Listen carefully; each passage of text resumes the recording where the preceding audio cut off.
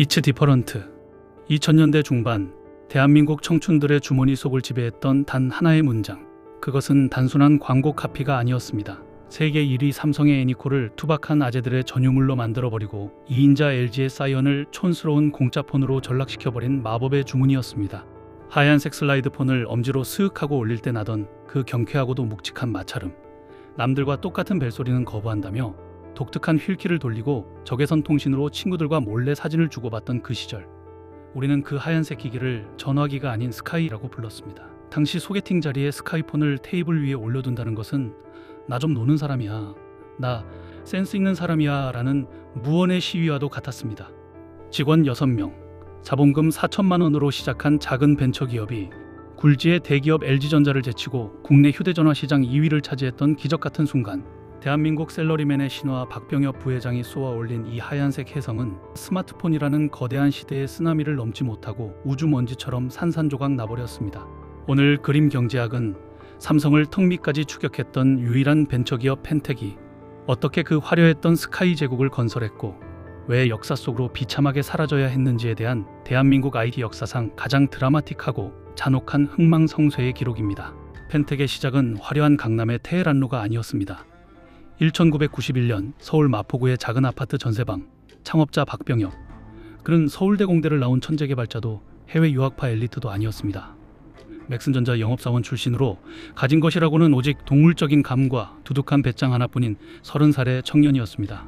그가 가진 무기는 기술이 아니라 사람의 마음을 얻어내는 기술, 즉 영업력이었습니다. 그의 첫 번째 승부수는 무선 호출기, 일명 삐삐였습니다. 하지만 이름도 없는 중소기업 제품을 써줄 곳은 대한민국 어디에도 없었습니다. 자본금은 바닥나고 직원들 월급이 밀리기 시작할 무렵 박병엽은 무작정 미국행 비행기에 몸을 실었습니다. 목적지는 통신업계의 거물 모토로라였습니다.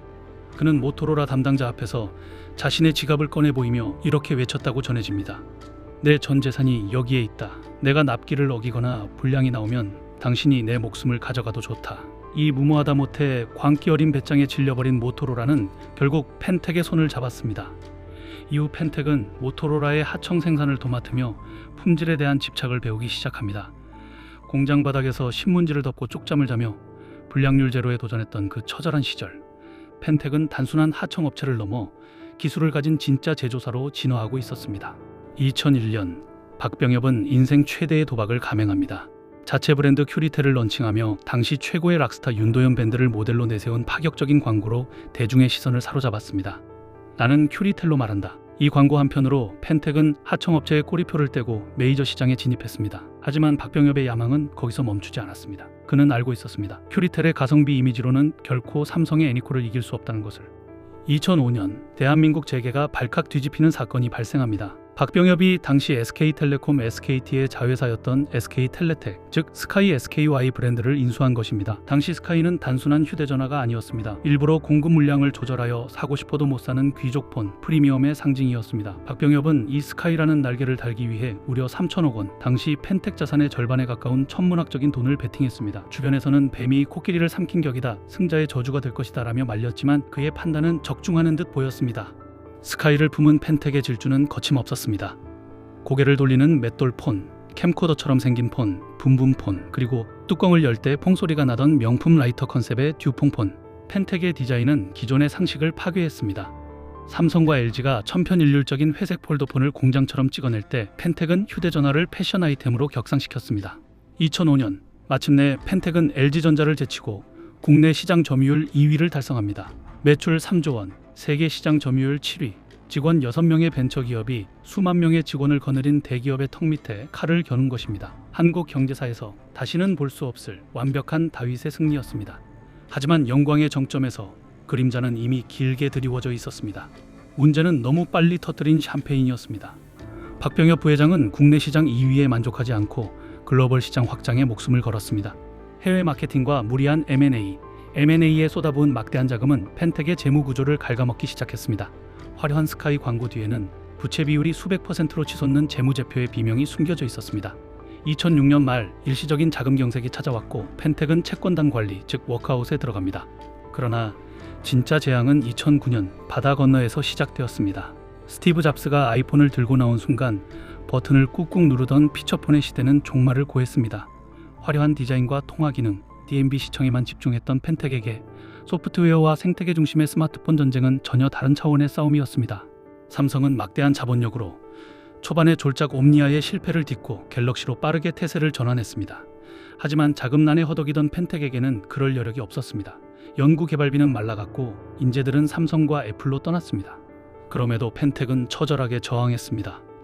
베가 시리즈를 내놓으며 단언컨대 메탈은 가장 완벽한 물질입니다라는 이병헌의 광고와 함께 마지막 불꽃을 태웠습니다. 놀랍게도 베가 레이서는 100만 대 이상 팔리며 잠시나마 부활의 가능성을 보여주었습니다. 하지만 거기까지였습니다.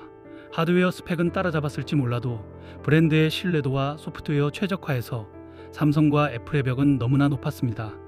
소비자들은 더 이상 이츠 디퍼런트한 디자인만으로 지갑을 열지 않았습니다. 냉정한 시장은 디자인은 예쁜데 버그가 너무 많다, 사후 지원이 엉망이다라며 등을 돌리기 시작했습니다. 2014년 펜텍은 두 번째 워크아웃에 돌입합니다. 이동통신사들은 펜텍의 기기 구매를 거부했고 창고에는 팔리지 않은 재고가 산더미처럼 쌓여 먼지만 뒤집어 쓰고 있었습니다. 박병엽 부회장은 경영권을 포기하고 물러났습니다. 그는 기자회견장에서 눈물을 흘리며 나의 욕심이 회사를 어렵게 만들었다고 자책했습니다. 하지만 회사를 살리려는 직원들의 노력은 눈물겨웠습니다. 수천 명의 직원들이 자발적으로 월급을 반납하고 휴가를 포기하며 회사를 살리려 했습니다. 펜텍을 살려주세요라며 거리로 나와 서명운동을 벌이기도 했습니다. 하지만 자본의 논리는 차갑고 비정했습니다. 법원은 회생 가능성이 없다고 판단했습니다. 결국 펜텍은 2015년 솔리드 옵티스 컨소시엄의 헐값에 매각되었고 이후 또다시 주인이 바뀌며 공중분해되었습니다. 화려했던 상암동 사옥은 주인이 바뀌었고 밤새 불이 꺼지지 않았던 연구소의 수천 명 연구원들은 뿔뿔이 흩어졌습니다.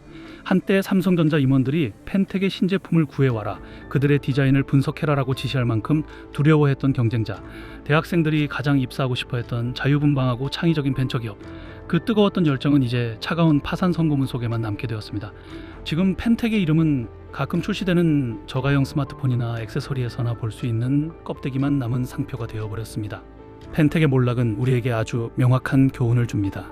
제 아무리 뛰어난 디자인과 감성을 가졌더라도 시대의 흐름인 패러다임의 변화를 읽지 못하면 순식간에 도태된다는 것, 그리고 규모의 경제가 지배하는 시장에서 자본력 없는 혁신이 얼마나 위태로운지를 보여줍니다. 뱀이 코끼리를 삼킬 수는 있었지만 소화시킬 수는 없었던 것입니다. 지금도 여러분의 서랍 한 구석 어딘가에는 하얀색 스카이폰이 잠들어 있을지도 모릅니다. 우리가 그 폰을 선뜻 버리지 못하는 이유는 단순히 기계가 아까워서가 아닐 것입니다. 그것은 획일화된 세상에 다르다, It's different고 외쳤던 그 시절, 우리의 젊음과 계란으로 바위를 치려 했던 한 벤처기업의 무모하지만 아름다웠던 도전이 그 안에 담겨있기 때문일 것입니다.